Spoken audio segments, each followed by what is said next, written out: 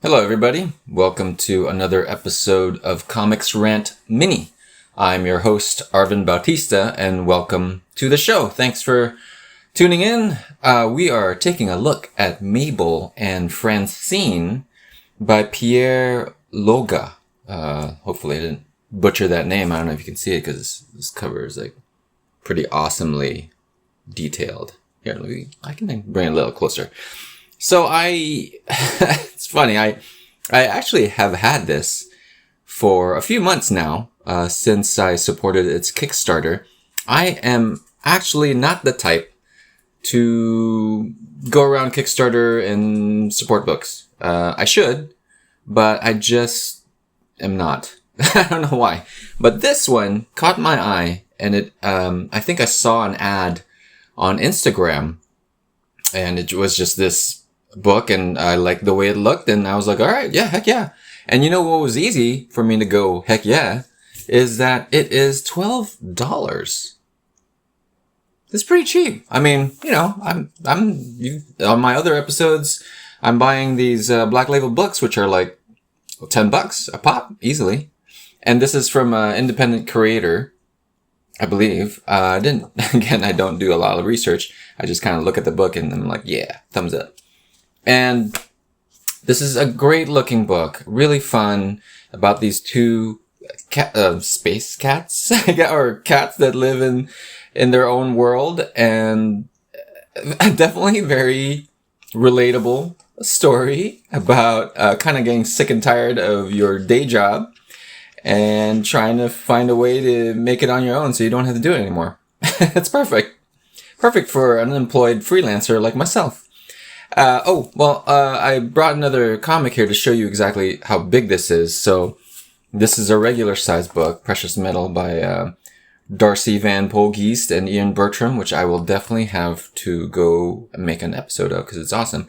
So this is pretty big. It's like, legal size? I don't know. So it's a nice big book to put in your hands for only $12, and it's published by Strangers Publishing. And I guess they've done a few other indie books, and they have all sorts of Kickstarters, and that's how they get things funded. I'm not actually sure what Pierre Lloga does, like if this is the main thing, how he makes a living, or if he's like in the animation industry. I have no idea. In any case, this was printed in 2023. I believe I got this though after the Kickstarter ended. So that was like this year, 2024. Right before I went off on vacation. But it reminds me of like this Jeff Darrow-y kind of style where it's just hyper detailed and lots of design and lots of world building kind of going on in the illustrations. And it's very fun to look at. I think that's why I'm actually not sure. I can't remember which pages like made me just go, yes, I'm going to buy that on Kickstarter, but it all looks great. As you can see right here, it's got like a little matrix look right here with our character Francine, I believe, or no, Mabel, just doing her day job, watching the seconds go by and leaving the giant corporation. And it's cool. The whole book is told without words. Yeah, it's told without words. There's sound effects and stuff like that, but it's told without words. I don't really want to spoil it for you guys, but we'll flip through a few of these pages just because they're so nice looking. You know, I want to get you guys a good look at this book. And the storytelling in it is pretty good. It's pretty good. It reminds me of Jesse Lonergan's stuff where it's all quiet. In the books that he does where it's all quiet and just kind of does like this symbol kind of, if he needs to explain like more complicated concepts or whatever, he just uses symbols. And, you know, got some modern day mobile, cell phone technology, iconography. And, he will do things. So he talks to a friend, and her friend takes the subway to her house. Easy enough, right? But he will actually let it breathe. He lets you see the kind of tech that's going on, the city that she's living in, right? It's dirty. And she brings like all these books. This is fun because she kind of like rips through all these books. So I guess it's that far away. Must go halfway across the planet to get to her friend's place, but it changes time periods. And then she ends up in a different looking city. It's got a different vibe. Same style, but different vibe from where Francine lives. And then there's some cool stuff that happens here. So I always love reading books like this, mainly because backgrounds are like not my strong suit. They feel like a chore to me, but I mean, maybe it is a chore to everybody, but I love it when they just, the story takes you through the environment. And so you can see when Francine leaves the subway, he uses like these arrows to kind of guide you through where she's going as she goes from the elevated platform down into the station and then out, which is cool. It kind of like soaks you right in there. And then she walks through this neighborhood that's just shady to get to her friend's place. And it's also cool. Like, just like the way she sets this all up, buzzes in. Mabel has like all this tech, you're already kind of introduced to things like that. And then like exactly what I was talking about, iconography being part of the language, or a bigger part of the language of this book than regular books. So it's kind of cool, these diagrammatic things. Is that a word? Diagrammatic. But I just love kind of like looking around. A lot of this book is about looking around, and this is like the ship that they're going to be in. And it's always fun to kind of get an idea of the space. It's difficult, I have to admit, like once you set up a space, to work your characters within that space, because I feel personally like I'm tied into being trapped and drawing these things that they're in. And now I have to think extra hard about where they're standing and what's behind them. And you should, but sometimes in comics you can just kind of drop all the background. That's good to go.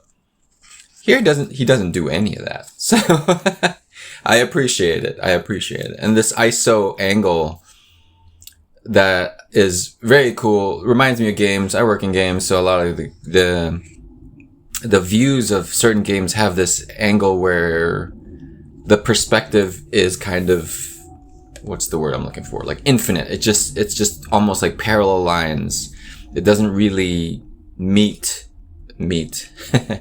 anywhere. It just kind of keeps going on. I'm not sure if I explained that properly, but this is what it kind of looks like. But it's cool. It shows you the engine. This is the driver's place. There's some games. I guess this is a TV, that kind of thing. And, they say hi, they're good friends. And then she gives her a plan, and they're like, in a few minutes, all right, you ready? Let's go. Blast off. And they're out, they're gone. And then he draws this crazy cityscape as the ship is flying off. Very cool. All right. I have no idea how long it takes him to do this kind of stuff, but I am very appreciative that he does. And it flies off. All trouble ensues, and then, they kind of still communicate with each other through this kind of language. And it's cool because I think you can just kind of market this anywhere, generally, right? And they meet up with all these strange creatures on their journeys. Some really nice colors here. I almost think it must look pretty great on a monitor. It looks good in print too, to be honest. But that's always like something you kind of have to sacrifice color. And you know what? My video quality might not be the best either to get this color across, but it's cool color theory going on. Red and green. And red is definitely for danger. They get into like cool little cat suits, space cat suits. They meet up with other characters. And then there's a sequence here where it kind of utilizes that map type look to depict the few actions that are happening. Here it is. So within this ship, there is a sequence to it, kind of tells you how to read it, but it's kind of fun to just kind of go over certain spots of the ship. So what happens is this robot dog kind of goes out of control and drags them throughout the ship. And now you're going through every nook and cranny of the ship, which is interesting. From the loading bay to like the engine room and, all that kind of stuff. So it's very cool. Like it's all kind of thought out and fun. This stuff it's just very cool. And they crash land onto this planet. Look at this stuff. It looks great.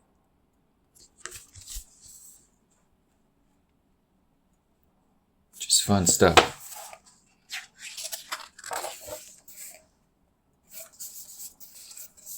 These are cool colors right here. Kind of reminds me of a cool poster. Like a cool rock and roll poster with this kind of colored line technique.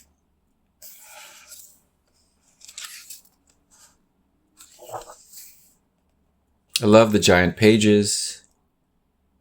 Colors are pretty good. The detail is out of control.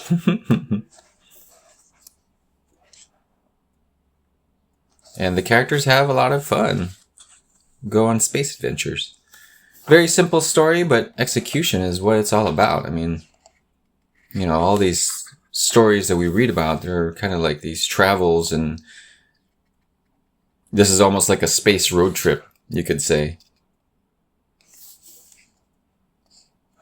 Very cool. Oh, I think I may have reached the end. Didn't I spoil that for you guys? I'm not sure. But we'll skip to like some of the bonus stuff here. And hey, there you go. Rock and roll. It's a record album. Very cool looking stuff. It looks like some of these things are like early on explorations of this world and maybe this concept, kind of like where it started. And this is cool. It's like an apartment complex building, and this character goes out after waters the plants. I'm not sure what this is for, but that's cool. Crazy robot. Oh, whoops. I don't think I saw this part, but it's part of this. Steps outside and there's a crazy robot outside.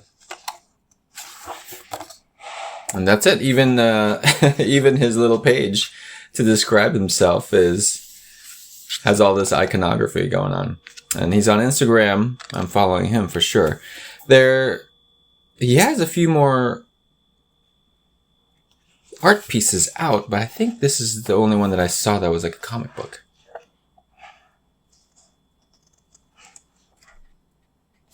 Always inspiring to see these people, these other artists bust out all this work and push through, just because I know it's pretty difficult to kind of try to work on your own stuff. But I do like that the story is also related to something like that to an extent, right?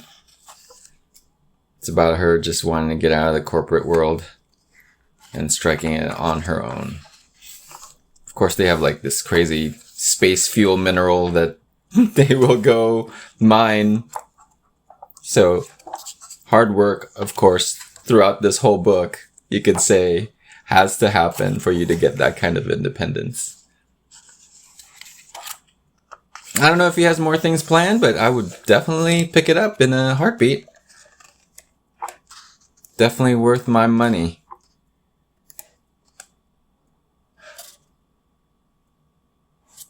Yeah, very cool looking stuff. Anyway, that's it for this episode of Comix Rant.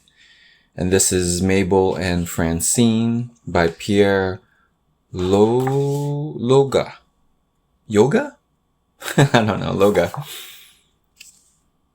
See if you can still find it. There might be a follow-up Kickstarter. I am not sure, but I'm sure he's going to make this accessible to everybody. At the very least, follow him on Instagram. It's definitely worth your time.